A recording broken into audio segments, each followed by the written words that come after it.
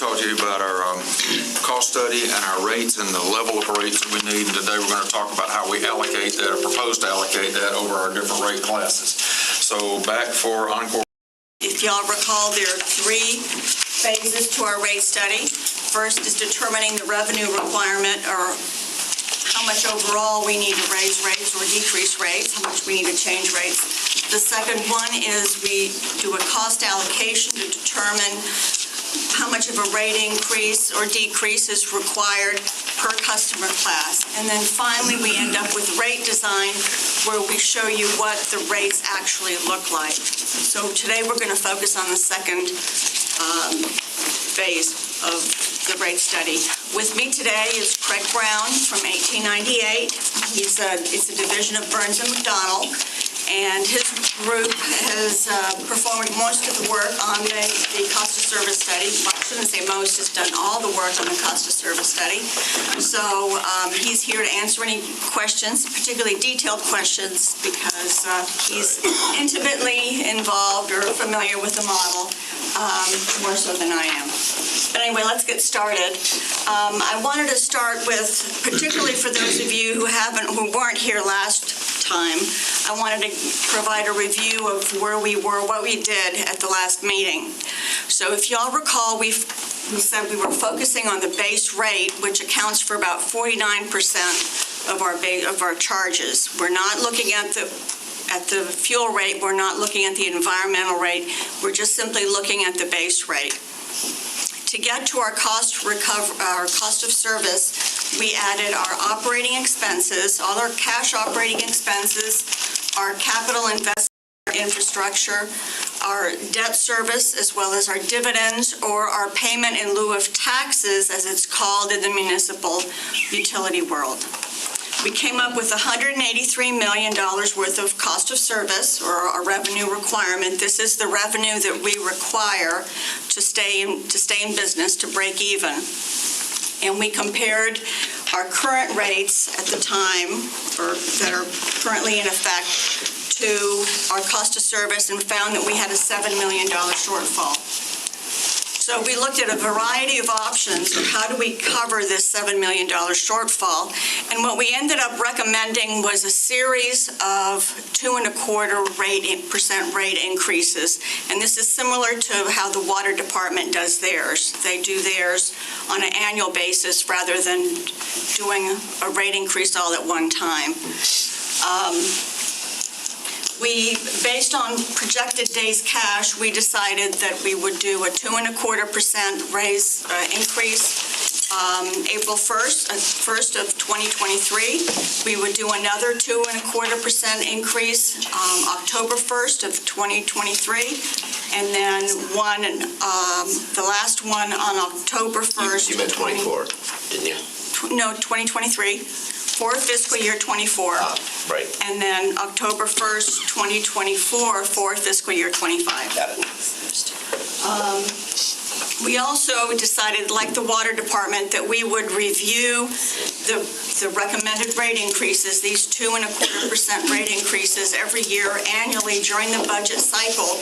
And if our financial performance came in stronger than had been anticipated based on the projected days cash that we were projecting last month, that we would tweak the rate downwards if we were performing better than anticipated.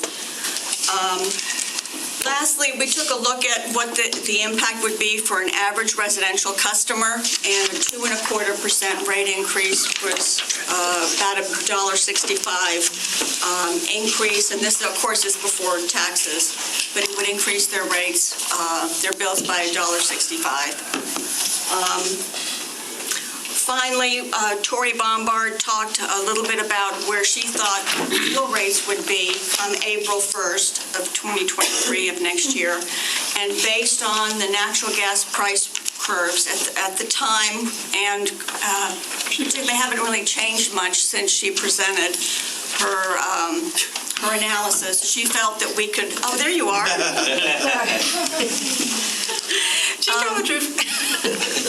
She felt that we could drop rates from $75 where they are right now to $55, and that we could still achieve our targeted fuel reserve. So that's kind of the highlights of last meeting. So let's move on to the cost allocation.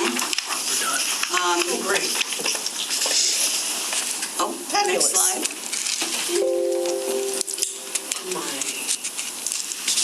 You had a pop-up that came up while you were... There you go. Okay. So the allocation of cost of service, this graphic makes it look very, very simple. But I want to warn you that this is probably the most mathematically intensive part of the cost of service study. Basically, what we do is we take the $183 million cost of service and we allocate it to our customers, to our residential, industrial, and commercial customers. And we allocate it based on customer count, based on sales, and based on peak demand, as well as some other factors. You'll also notice that most of the costs get allocated to the residential class, and this makes sense. I mean, they make up 89% of our customers, and they account for 60% of our demand. So clearly, we should allocate most of the costs to them. The industrial class gets allocated the least amount of costs because, again, they're the least number of customers, and they don't really put a strain on our demand-wise on our system as much as the residential class does. I'm going to walk you through two examples so you can get a feel of an understanding of what the model actually does. It's very simplistic. I'm sure Craig would be more than happy to walk you through all this spreadsheet after spreadsheet after spreadsheet, all the numbers that are involved in coming up with the allocation. But I'm going to be more simplistic. We love pictures. Yes. So moving on to the next slide. I'm going to start with an easy allocation. I'm going to start with our customer-related costs, which are about $21 million of the $183. Now, the customer-related costs, these are our customer service expenses as well as our meter-related expenses. And these are allocated according to our customer count. And this makes sense because the number of customer service representatives we have, the number of bills that we issue, and the number of meters that we have to maintain and install depend upon the number of customers that we have. So those costs get allocated according to our customer count. And as you can see, most of them go to the residential class because 89% of our customers are residential. And you can see that the industrial customers make up 0.1%. So they get allocated very little amount of these costs. And again, this makes sense. They don't call our customer service center. They call their account rep. Now, the costs for the account reps is allocated based on their usage, so it's directly allocated. And again, they'll bear more of that brunt, that cost, if not all that cost, actually. None of the residentials bear the cost of the service, the large account reps that we Plus have. all the last mile costs for residential. So this is an easy one. The one that is going to be a little bit harder to understand is the allocation of costs by demand. And so moving on to the next slide.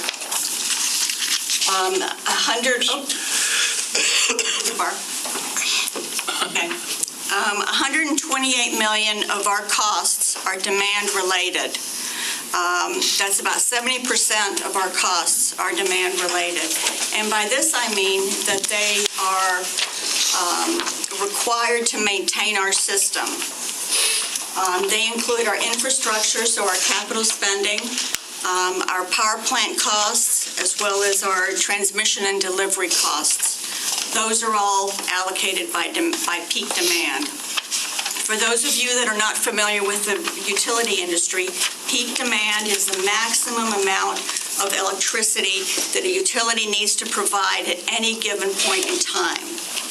And the importance of peak demand is that we have to build our system to handle the peak. we have to have enough generation on hand to be able to generate the power that we need at to supply the electricity during the hottest days of the summer and the coldest days of winter.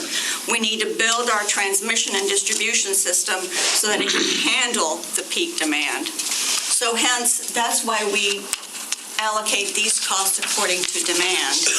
As you can see, the residential class gets allocated about 60% of those costs. The commercial about 24%, and in the industrial about 16%. Now, demand is not the same as sales. Okay, I want to make sure that y'all understand that. It's capacity. That's correct. The residential class accounts for 50% of our sales, but 60% of our demand. So that's an important distinction. And to give you an example, our linemen, they have to service and maintain our system regardless of how much our sales are. If our sales are 1,000 kilowatt hours or 100,000 kilowatt hours, they have to maintain the system regardless of what our sales are. So again, that's why we use demand to allocate these costs. So I've given you two kind of examples of how costs are allocated. So we go through and allocate the costs, and so then what happens? And what we do is we take all the cost allocations and we allocate them out to the customer classes, and then we compare the revenue from for each of those customer classes and determine if there's a shortfall for that particular customer class. We're essentially doing what we did last month on a micro level. We're looking at it by customer class rather than for the utility overall. Ideally, you would like to set your revenue equal to 100% of your cost of capital, your cost of service. But we don't do that, and there are a number of reasons for this. First of all, the percentages for residential and small commercial oscillate depending upon demand, customer mix, as well as customer behavior. For example, during COVID, our load profiles look different for the different customer classes because we had more people working at home and less people. A lot of the commercial enterprises were closed. So we're using 2021 data, so most of the COVID should be out of the picture. But again, you're looking at a certain particularly point in time. So that's one of the reasons that instead of trying to set it to 100%, we set it to a range, and the range being 95 to 105% of our cost of capital. There are other factors that you need to take into account as well, one of them being public policy. You may want to, for example, if you want to attract new businesses to the area, you might not want to set your industrial or your large manufacturing rates equal to the cost of service. You may want to maybe have them be slightly below. And then you may look at your neighboring peers, and again, depending on what their rates are, you might tweak yours a little bit up or downwards depending on where you stand. So I said the goal again is to get you between 95 and 105%. Before I move on, I do want to introduce the concept of our customer classes because I've been very simplistic before. I've talked about the commercial class and the industrial class. In reality, we don't have 3 classes. We have 6 classes. First of all is residential, which is our largest class, and that makes up single-family homes, people living in apartments, people living in mobile parks, and so forth. We have what's called general service, and these are salons, coffee shops. These are your typical mom-and-pop type establishments. They make up about 10% of our sales and 9% of our 10% of our customers, 9% of our sales. General service demand, those are larger commercial establishments like pharmacy chains, small commercial grocery stores,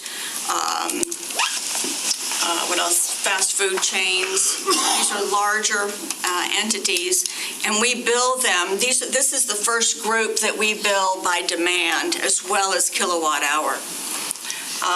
General service large demand, those are even larger than the GSD, what we call GSD, the general service demand. And these are hospitals, large retail establishments like a Target or something like this. A public store would be in which of those? A public store, actually, the smaller public stores are general service demand. The larger public stores are general service large demand. So they kind of, it's about split half and half. Okay. Interesting. Extra large demand, those are actually just two customers. Those are Publix, they're big manufacturing facilities, as well as Owens Corning. And they make up about 6% of our sales.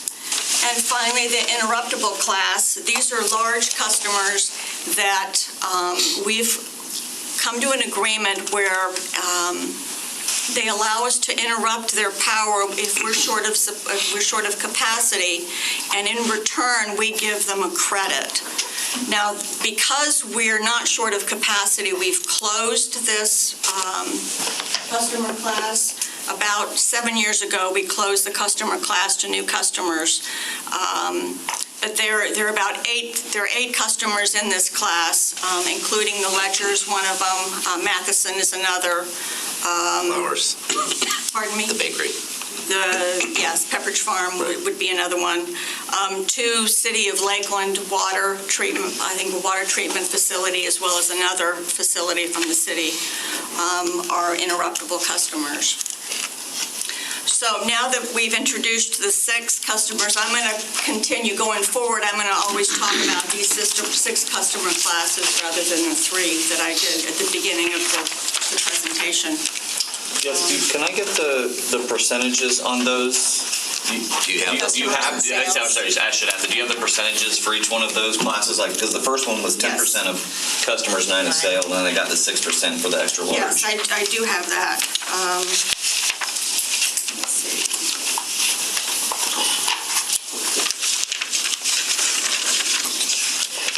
Okay, the residential was 89% of our customers and 50% of our sales. General service was 10% of our customers and 9% of our sales. I think I said it the inverse. Sorry about that. No, you didn't. You got it. You did it. Oh, I did. The general service demand, they account for 1% of our customers and are 18% of our sales. The general service large demand they're about 100 of our customers. I don't have the percent, but 100 customers. They account for 12% of our sales. The extra large, again, 2 customers, they account for 6% of our sales.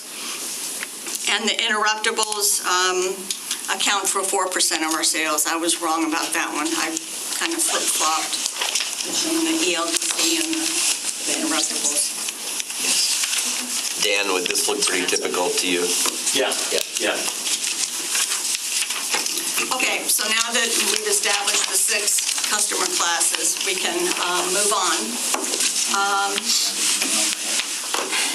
These are the results from our cost of service study from doing the allocation of all the costs.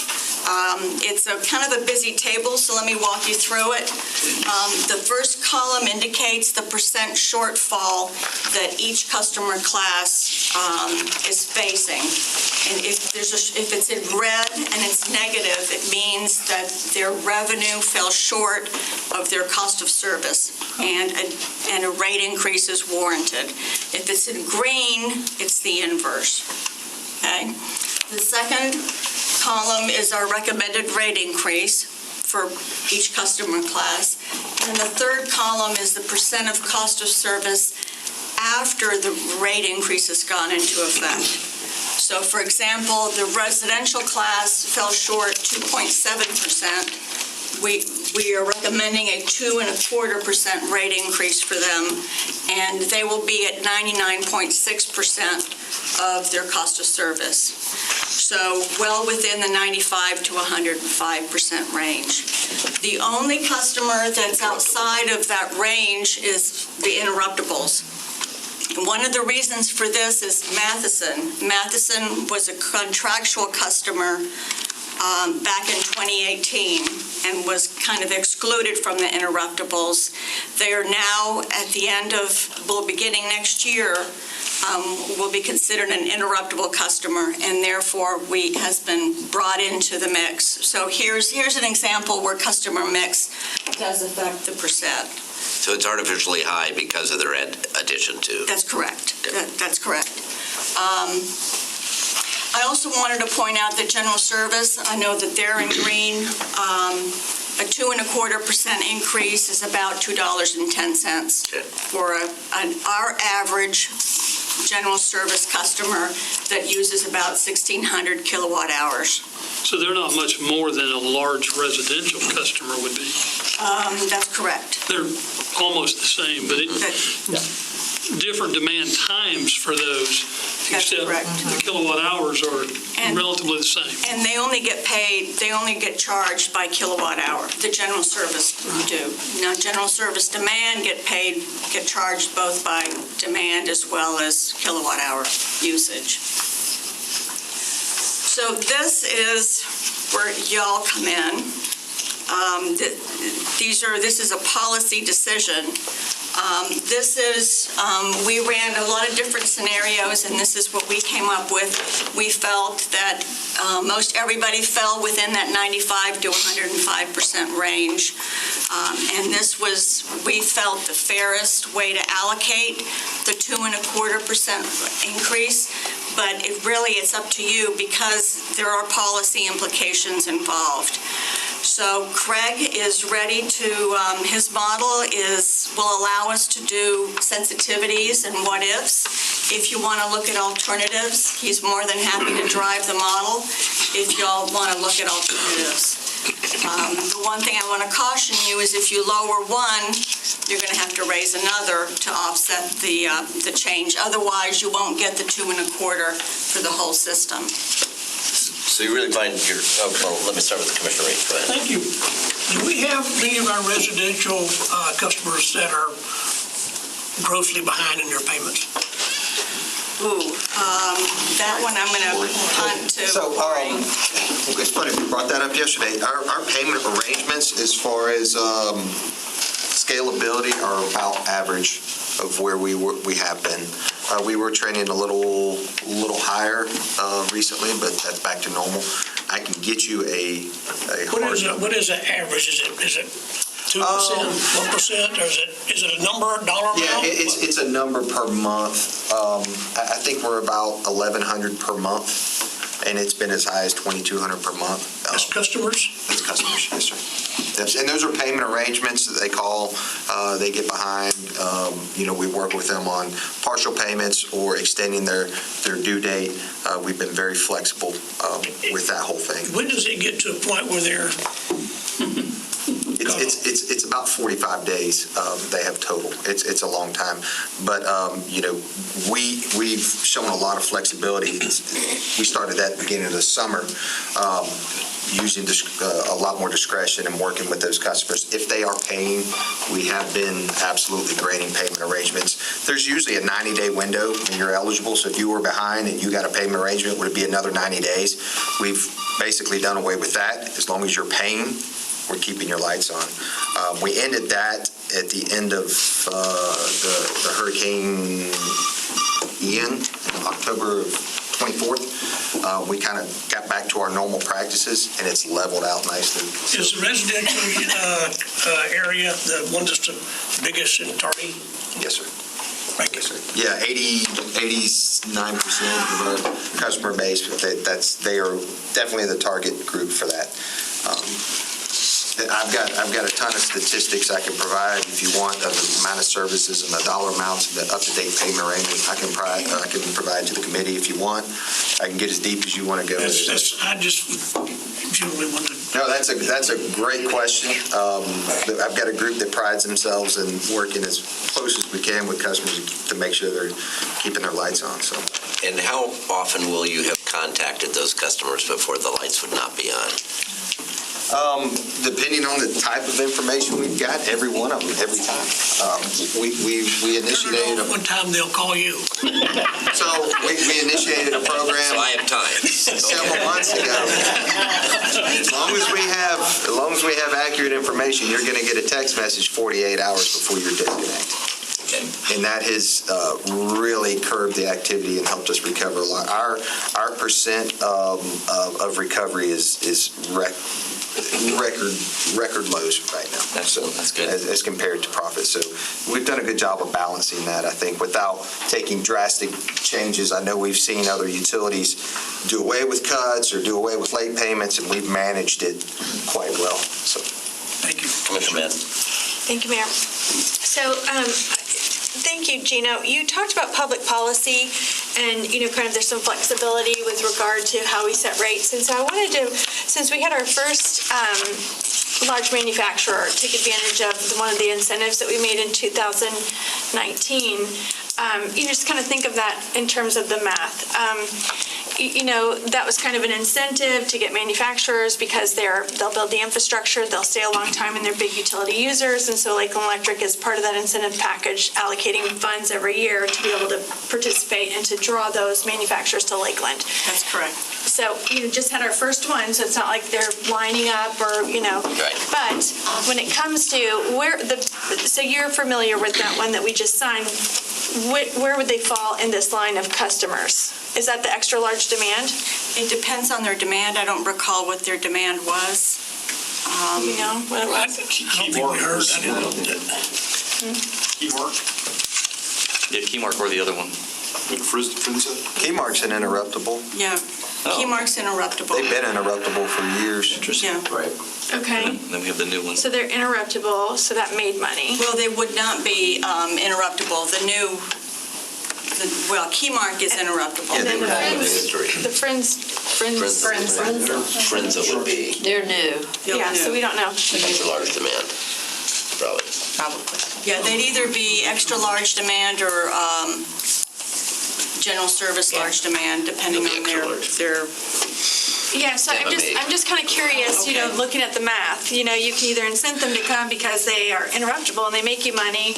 I wouldn't want to incent them to then raise my rates 2.25 and still be lower on extra large demand. We still lose money on that, or it doesn't cover the cost. I mean, that's just kind of why I was wanting to take that into play, before you decide which classes, and you're saying, you're recommending a 2.25 across the board. That's correct. So that 3.2 and that 4.8 would still not be covered, but the others would kind of cover for them. That's right. So, I just want to know in my mind, I'm incenting them by both they have a lower rate and they're getting incentives to come potentially through this policy that we've made. That's correct.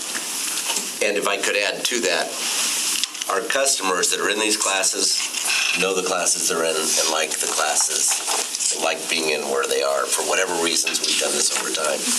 It's if we shift how we're going to change a lot of the payment within those classes that we create a lot of issues with particularly the larger customers.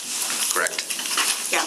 Now, one of the things we have seen is there's been some movement from extra large demand, from general service large demand to general service demand, because a lot of, for example, grocery stores have been implementing a lot of energy efficiency type, their LED lights and so forth. And so they've switched and gone down one level. So there can be some movement, But that would really be demand-based. but that's demand-based. Right. Yes. Yeah, so Okay. you wouldn't want to be overly punitive to the 0.8. Right. At the expense of the 3.2 that we're covered. I don't know if I'm making sense, but are we all, this is how we always do it? We just do across the board 2.25, and you mentioned that it was policy-based sometimes that we tweak those categories, and if they are implementing things that are efficiency-based and they're doing a great job, I hate to punish them with the 2.25% increase when they weren't really the culprit as to why the prices increased. Is that making sense? Yeah. Are you talking specifically about general service large demand that's at 0.8% or? Yes. Yeah, so that one would be like, if that's where the Publixes are that are making the efficiencies, and then we raise them 2.5, when they really don't deserve to be raised that much, whereas then the extra large does, because it's out of whack a little bit more heavily, and they're not having to pay their We can fair see- share. I'm just curious on how we're, If we started running the numbers on this, as Gina mentioned before, we could do that. The best way to make any appreciable difference in any of these is to load the residential class more, because there's so much revenue. This is about cost coverage, and there's so much revenue represented by the residential class that's when we started running what-if kind of things, we almost invariably raise the residential class to get any movement. okay. If You you're have to move, 2.5 you have on to move those residential. other percentages a pretty good bit, because there's so much less revenue, Okay. the weighted. But yeah, they might feel a Is that right, burden Gina? I thought because I it's their wanted own to say- personal budgets that they might, so you're saying you don't get as much because of the revenue compared to the whole. That might reinforce my point, that they feel in their own personal pocket or their own P&L, a bigger bump, that 2.25 to them, more, it's a bigger burden to them than it is a revenue source for us. Makes sense. You know what I'm saying? Like, I'm increasing Publix's electricity more than necessary because it doesn't give me as much bang as if I increased residential. Is that what you're saying? That's correct, but and in that particular example, not to talk about any one particular customer, but in that particular example, as Gina pointed out, they're represented over general service demand, large demand, and extra large demand. They're represented in all That's three of that classes. particular customer. So you're looking at a 4.8% and a 3.2% revenue requirement, where they also got a 2.25%. Right, they got the benefit of that. Okay. So overall, in that particular case, overall, Yeah. you know, Also keep in mind, correct me if I'm wrong, but with the decrease in fuel prices, they won't be paying more overall. So it'll be raised here and lowered there. So the timing is what we're helping to mitigate that. Right. The bill should go down even though this is going up. Is that right? That's correct. The other thing, Now, any again- business that's operating rolls every cost into cost of doing business. The consumer pays for it, so that's why residential, there is no subsequent move. You pay it. You also contribute to Publix when it goes up, but you can't contribute to your own. You have to pay the whole thing. GoFundMe doesn't work. No, yeah, so what I'm saying is if any business that knows the economics, you just take additional costs and roll them into your cost of doing business. Right. And I don't think you're disenfranchising any of the segments there with the difference that we're looking at right now. If you're still going to stay within the 95 to 105, I mean, the interruptible is the only one, and that class is being cut off. You can't add to that. And there's a reason for it as well. And they voluntarily came into the interruptible class. When we Because it's established it, we didn't beg them, we asked them, and they said, yeah, let me do that. So the interruptible class is the only one that's going to really be outside the bounds of the parameters that Gina set up. It's like $1.65, right? Residential. $1.65 for residential and Yeah. $2.10 for general service. And what is it for Based on the, 1,200. what is it for these large demand and extra large? I have not calculated. That's it. Yeah, that's just what I'm worried about. Like you said, it's easier to spread out the money, 2 cents to, 100,000 people versus burdening, with inflation and all those things. I mean, it's not like anyone wants, and I'm using Publix as an example only because we're all paying more at Publix. So we'll keep paying more at Publix if this, gives them a bigger bump than it gives the regular citizen. Their fuel cost to deliver it to the store is going to be more than what the electricity is, I can tell you, as far as increases go. Generally speaking, though, we don't feel like this chart, if I'm hearing you right, is a lot out of round, correct? Is that correct? And if that's the case, why don't we go continue with the presentation, unless you want us to take an action on approving that slide? Okay, no, we can continue. Now, I did have a question, Okay, yeah, Sure. sure, Ashley. just so I can understand the integrity of your statement. Revenue fell short of cost of service in red, there is a rate increase. That's correct. But when we don't have the red, we still give a rate increase. Right, in this list. In this recommendation. And that is because, For example, by doing that, I'm going to be quite honest, it's very simple. We did look at a number of alternatives, and we kept coming back to this one, and that's because everybody but the interruptibles came in within that range, that 95 to 105%. Which is also Matheson, though, in that number. And there's Matheson in that number, yeah, which kind of skews it. But if you took general service out of it, and you said, we're positive at 1.9 now, and we just want to keep it at 100, you would have to distribute that general service rate increase that you're looking at here amongst all the other classes to come up with a bottom number of 2.25. So then you're going to go back and hit your residential even more. Right. And then all of your remainders are going, and the residential will be hit worse because there's more of them. So it rolls down the hill. So in doing it balanced all the way across, I see that's a positive. Yeah. And if we looked at this a year from now, those numbers jiggle a little, up and down. So there's going to be, that's why that range of 95. If you want me to put this in context of how this compares to others in general and how we use cost of service, I'd be happy to talk about it a little bit. Because I look at this and I see that you all are, compared to most places, this is a very tight range. And keep in mind, cost of service, the process, it's mostly science, but there's some art to it as well. And as we've gotten into things like AMI, knowing the real meteor data, it's gotten so much better where we're able to use real load research and knowing what the coincident peaks and non-coincident peaks are, where it was sample-based in previous years. Most utilities are not this tight. Typically, when I look at the other ones I'm doing right now, you're typically dealing with some classes that are 17, 20% out of range. Some are way below. But even with that, you don't make extreme adjustments to cost of service. You make incremental changes. Typically, I think the example they've got a 5% system increase, and we're saying, no class should have more than 50% of the system average, so we cap it at 7.5, and the other one's still going to either flat or less of a decrease here. So you're making incremental changes to get closer over time. Because cost of service it's a snapshot, and we do it once every 4 years. There are things just within the load activity and how the customer mix changes within the class will shift these numbers over time. So I would say, when I looked at the results, that's a really tight band, which means your rates are designed really well, and they're doing their job. So when I saw that it was, within that type of range, I was actually the one that recommended I don't see any need for interclass adjustments, especially, and think about the interruptible. So they're particularly over-recovering their costs now. And a lot of that is because they're on a rate where they've said we can be interrupted.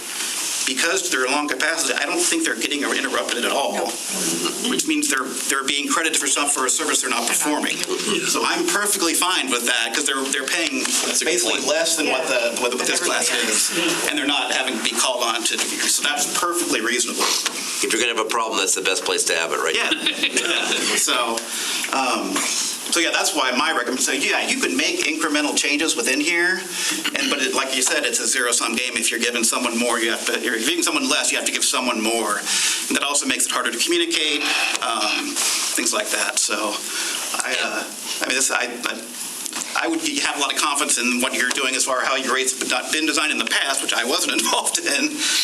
But yeah, these results seem quite reasonable, and within that type of a range is impressive. Mr. Tillman. It's not unusual for the other classes to somewhat subsidize the residential class because, they're, as Gina says, they consume by customer more in demand or create more in demand than the residential customer does and more kilowatt hours. So there's less customer service oriented towards it. But because of public policy and public perception, that little bit of a benefit that the residential customer gets is from the larger customers is not unusual.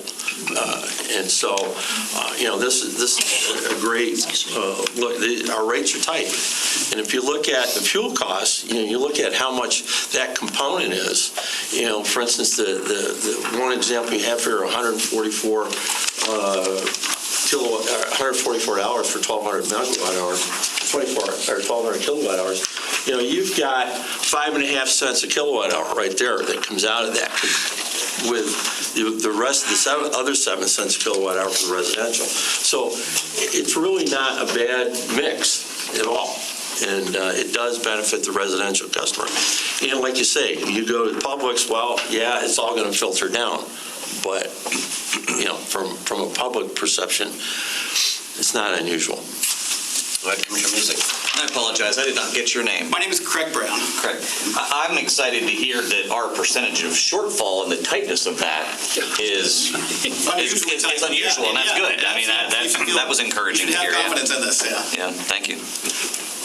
The other thing here, too, is 2.25%. Look at what inflation is right now. Right. And you look at overall, I just finished up a budget for where I live, and our POA, 30% increase. You look at what happened with insurance, everything else. 2.25%, this is a gift. And you're looking at pairing it with a 30 or 40% decrease in your fuel charge. Yeah. When this one goes in. So So this is this will really not a be gift. noticed. You go like, I'd like to have these problems. Yeah, exactly. Lots of people would love these problems. Okay, other comments?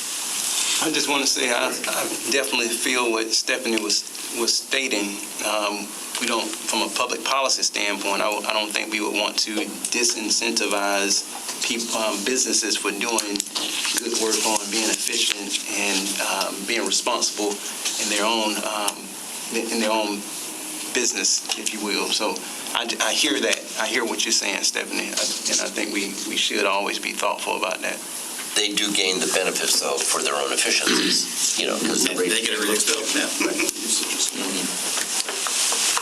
Okay. Okay? Yes, ma'am. Okay, well, moving on. We did take a look at the residential bills. We tried to estimate what they would look like in April, and to get a feel for where we would lie relative to our peers as well as our neighboring utilities. And this was based on October FMEA data, which is the latest data we've got. We did increase the investor-owned utilities by the rate increases that we know are coming, because they entered into a settlement in 2021. So we do know that they're going to be raising rates, and we know how much they're going to be raising rates on January 1st. So we've incorporated that into our numbers. What we haven't incorporated is their increase in fuel charge, and we know that that's coming. They've all filed with the PSC for an increase in their fuel rates, and that'll be discussed on December 6th. So we do know that the rates that we're showing, for example, for FPL, this at 154, that's probably on the lowish side, but we just don't know right now what's going to happen to their fuel rate. Why are we on there twice? We're on there twice because I wanted to be conservative. I assumed the $55 fuel rate, and we came up at $144, so we would be the lowest among our peers, assuming we were to drop to 55. The other one assumes that we're at 65. Sorry. But in both cases, we're on the low end of our peers. The other change we made was OUC. They're going in front of their board. They're asking for a $10 per megawatt hour increase in their fuel charge. So we've baked that into their number as well. Everybody else is the same as they were in October. We just don't know what they're going to be doing come April. But I felt that we looked pretty good. Again, this assumes that we do drop our fuel rate. Indications are that we still will, based on what we've seen with the natural gas price curves. They haven't changed that much from last month. Is GRU Gainesville? Yeah. Gainesville Regional Utility. This is Gainesville, this is Jacksonville. We would still be lower, even if you took those numbers and extrapolated the October 2.25 in there. So if you put both the April and the October in there, we would still be lower than Bartow or Duke or JEA or Gainesville. Would we not? Yes, although, but that would put us kind of towards, In that area there, yeah. yeah. We tried doing this for the small commercial, but we didn't have the information from the IOU, so it was a little difficult to do. But we felt at least we should give you a snapshot at what the residential could potentially look like in April. Again, this is an estimate. We'll see what actual results come in at, but this should give you some sort of clarity. So, You would like our takeaway to give you the recommendation for design? yes. Okay. So where do we go from here?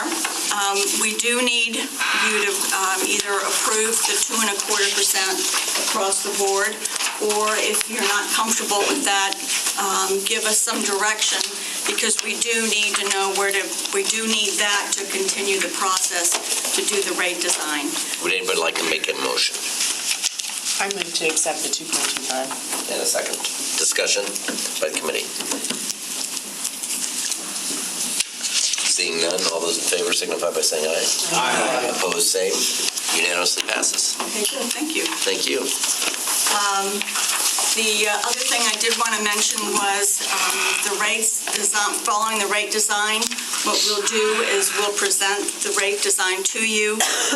We'll also have an ordinance associated with it, and the new rates will go into effect following the approval of the ordinance by the utility committee as well as through a vote by the city commission. Okay.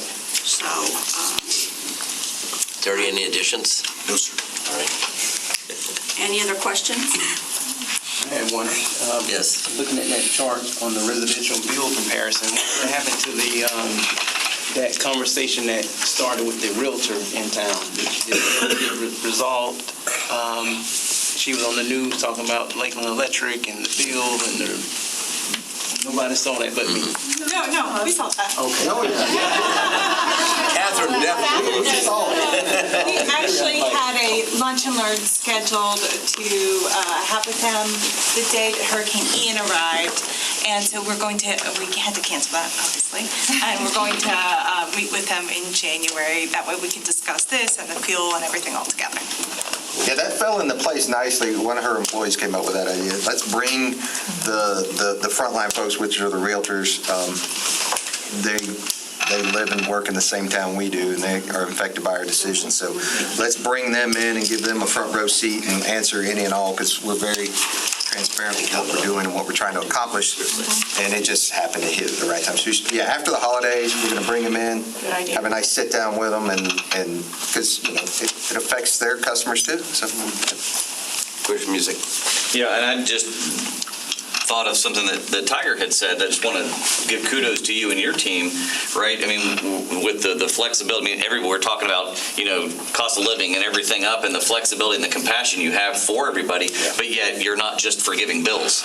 Right. So there's a sustainability model there with saying, hey, we're going to work with you as long as you're working with us. So I just appreciate that on behalf of everybody that's in that position. yeah, it's a difficult task, and none of us like that. But we also, we live and work here, just like I just said. So that's the beauty of the Muni concept. But we will be pushing out some in the next couple of weeks, some Christmas time leniency as well to go ahead with that.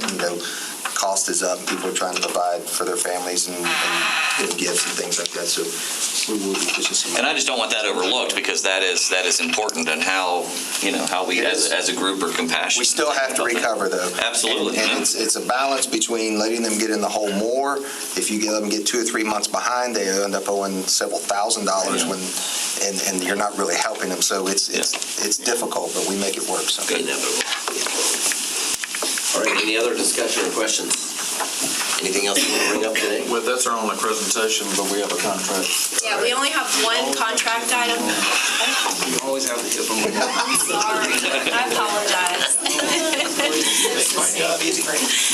We only have one contract item for you today, though. It's an agreement with Barney's Pumps. This is for a sanitary lift station that will be used out at for the Rice Project and will transport the wastewater from the restrooms and the sinks that will house the buildings out there to the source system. We did go out for a bid. The city issued a bid in September. However, we didn't get any responses back.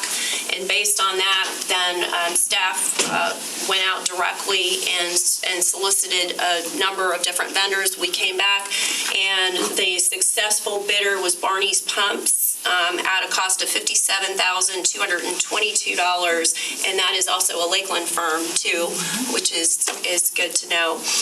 And they will be providing the design, manufacturing, the delivery, and the testing of the sanitary lift station. The delivery date is scheduled for February of 2023, and that is also included in the Rice Project budget, which is obviously part of that whole project budget and funded by our bond issuance. Any questions or recommendations? Motion to approve? Motion to approve? Yes. Second. And a second. How long is the run from the lift station to where they connect? You know, Yes. To the plant. You mean from the Distance. plant, or you mean to the north side? Oh, it's only like 100 feet away, but we're, to the north side, we're quite a ways, but we have multiple pumps that pump over the north side. Okay. So the interconnect is only like 100 foot? Yes, it's close by, Yeah. right there, right by the plant.